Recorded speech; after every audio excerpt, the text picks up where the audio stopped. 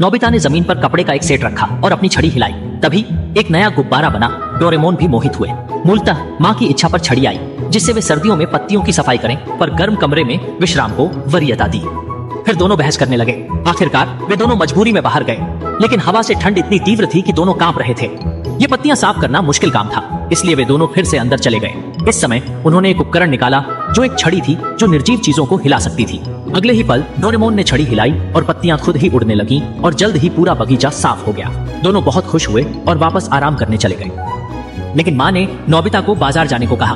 बाजार जाने का मन नहीं होने पर नोबिता ने गुब्बारे वाला तरीका आजमाने का सोचा, लेकिन चूंकि वह केवल नोबिता का गुब्बारा था, चलने में आनाकानी करता था, कभी ठोकर खाता तो कभी गिरता। दोनों परेशान होकर उसका पीछा करने लगे। हालांकि देरी हुई, लेकिन अंततः सब्जी खरीदना सफल रहा। इसी समय एक रिमोट नियंत्रित गाड़ी आई और दोनों नोबिता और गुब्बारा नोबिता डर गए और उनका डर भी एक जैसा दिखा। यह सब नोबिता के दोस्त ने नई रिमोट गाड़ी खरीदी थी। रिमोट देखकर नोबिता ने सोचा कि सभी को एक रिमोट कार रेस करवानी चाहिए, इसलिए पहले गुब्बारा नोबिता से सब्जी लाने को कहा और फिर खाली जमीन पर सबको बुलाया। लेकिन सभी के पास पुराने और टूटे हुए खिलौना गाड़ियां थीं। विशेष रूप से नोबिता की गाड़ी सीमेंट से बनी थी। एक नॉट होने वाली रेस में नोबिता ने अपनी छड़ी हिलाई और हर जगह वाहवाही बन गई। सभी गाड़ियां तेज चलने लगी, यहाँ तक कि नोबिता की छड़ी ने प्रतियोगिता को रोमांचक बना दिया और सबका ध्यान खींच लिया। इससे नोबिता ने अंततः रेस जीत ली और सब तालियां बजाने लगे।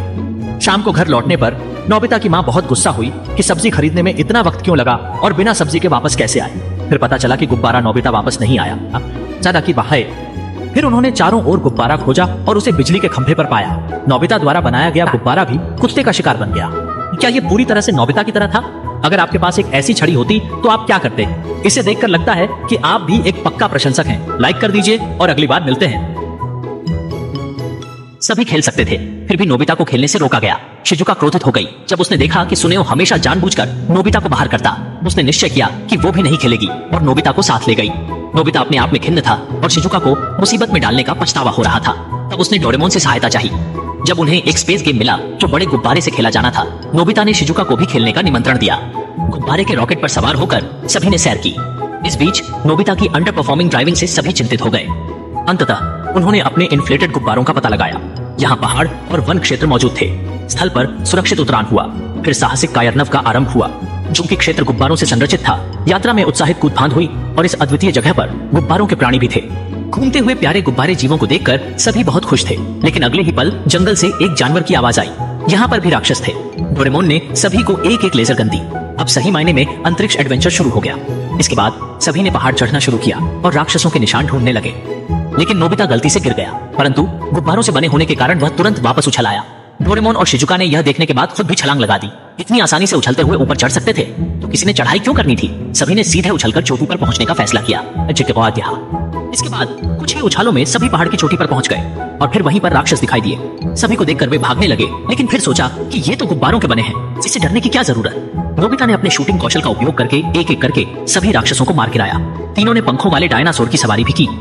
फिर सबने समुद्र में सुनहरी मछली की तरह उड़ान भरी। यह सब देखकर और खेल का पूरा अनुभव पाकर सुनियो और जियान ने ईर्ष्या की और नोबिता से माफी मांगी ताकि वे भी खेल कर सकें। नोबिता ने उदारता दिखाते हुए उन्हें भी खेलने दिया। दोनों ने आकाशीय नाव की सैर की और फिर इस स्थान को अपने अधिकार में लेने की मंशा बनाई। सुनियो ने एक झंडा गाड़ दिया।